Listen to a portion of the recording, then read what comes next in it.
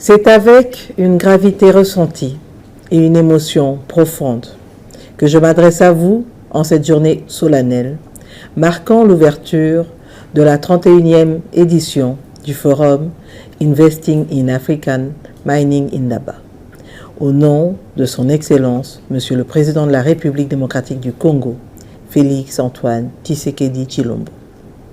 En ce moment où je m'adresse à vous, les cris de détresse résonnent à travers mon pays, portés par une douleur indicible.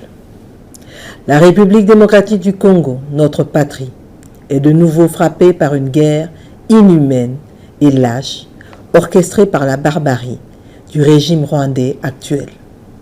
Cette guerre, alimentée par des intérêts étrangers, a dévasté des milliers de victimes innocentes, laissant derrière elles une traînée de souffrance et de désespoir parmi nos populations.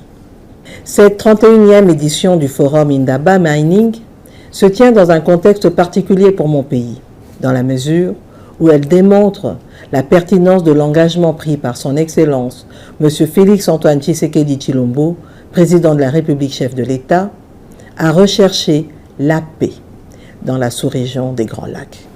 Il en est de même de la lutte contre le pillage des ressources minérales à l'est de mon pays.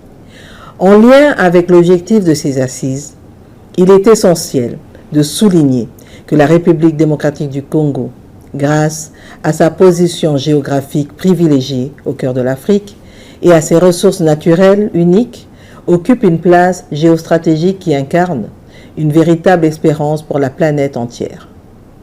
Non seulement cette position est cruciale pour la transition énergétique mondiale, mais elle est également déterminante pour la protection de l'environnement. Le pays aspire ainsi légitimement à contribuer à une transition énergétique juste, en s'appuyant sur ses abondantes ressources en minerais stratégiques.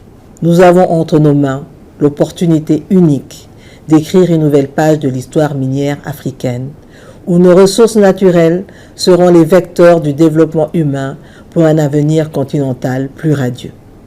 Mon pays est prêt à relever ce défi avec une ambition renouvelée de faire de son secteur minier le levier du développement socio-économique de l'Afrique entière,